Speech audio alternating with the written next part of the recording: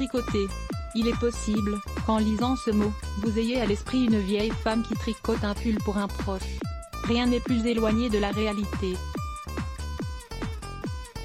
Aujourd'hui, tricoter est devenu un phénomène social grâce auquel il est possible d'obtenir de grands bénéfices pour la santé physique et mentale. Dans cet article, nous vous invitons à découvrir tout ce que ce loisir traditionnel, original et magique peut vous apporter. Vous êtes prêt à vous emparer des aiguilles à tricoter? Pourquoi tricoter est-il si bon pour notre cerveau? Un point à gauche, un point à droite, je choisis de la laine de telle couleur, je la passe au-dessus. Tricoter n'est pas quelque chose de très simple et ne s'apprend pas en quelques secondes. Cela demande du rythme, de l'agilité mentale et une grande activité des mains.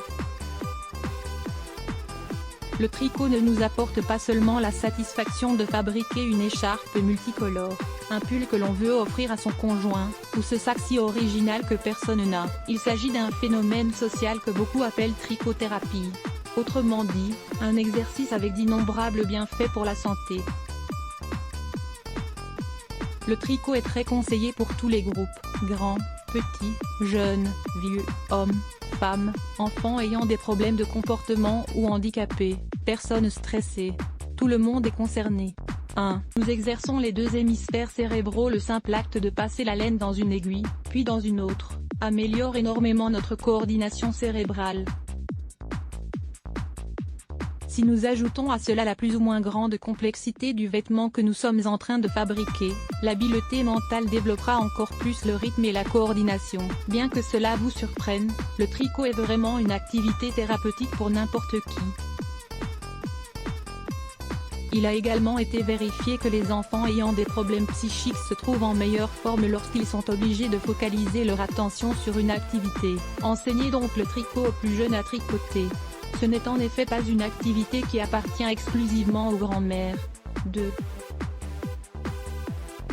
Cela réduit le stress. De nombreuses personnes se réunissent pour tricoter, dans les parcs par exemple. Elles s'assoient sur un banc, sortent leur laine de toutes les couleurs, leurs aiguilles à tricoter et se mettent à la tâche.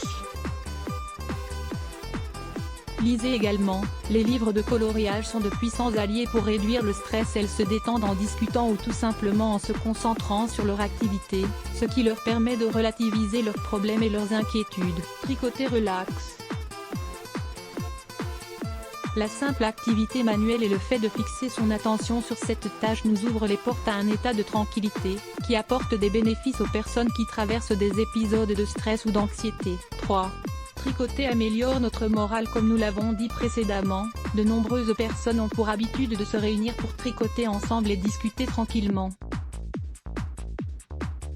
Cela encourage la sociabilité, car nous nous faisons de nouvelles amitiés, nous créons des liens, etc. Cependant, il n'est pas indispensable de sortir de chez vous pour tricoter.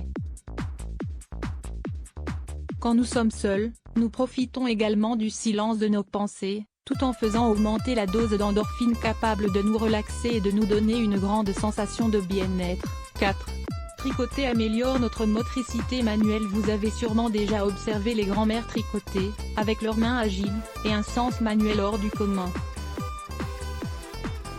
Peut-être qu'elles ont de l'arthrose, ou qu'elles souffrent du canal carpien, mais pourtant, leurs doigts et leurs mains disposent d'une grande agilité. Tricoter nous oblige à avoir les mains en mouvement et à éviter qu'elles deviennent trop rigides.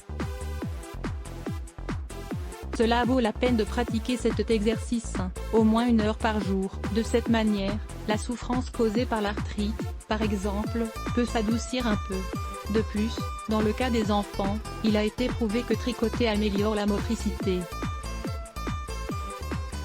En effet, cette activité les aide à améliorer leur écriture et à être plus habiles. Lisez également, pourquoi les activités manuelles sont-elles excellentes pour le cerveau?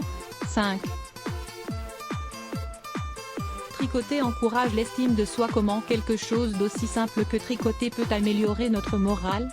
Tricoter n'est pas seulement un passe-temps, mais implique de se fixer un objectif, comme trouver le modèle de ce pull, ou de cette veste qui sera à la mode l'automne prochain. Réussir à fabriquer un vêtement peut être quelque chose de vraiment gratifiant et permet de se donner un objectif et de s'y tenir. De plus, le tricot engendre le plaisir tout simple d'offrir quelque chose qui nous a demandé du temps, à quelqu'un que nous apprécions. C'est plus qu'un cadeau, car nous offrons notre temps, notre imagination, notre sens de l'art et nos sentiments, inscrits dans chaque centimètre de laine. Tricoter n'est plus un art ancien de grand-mère, car cela unit les générations et représente un héritage avec de grands bénéfices thérapeutiques. Dans nos articles, nous évoquons souvent les bienfaits de la marche, une demi-heure par jour, du fait de boire un verre d'eau tiède au citron chaque matin, etc. Aujourd'hui, nous vous invitons à mettre en pratique une nouvelle recommandation, commencez à tricoter dès aujourd'hui. Let's Block ADS.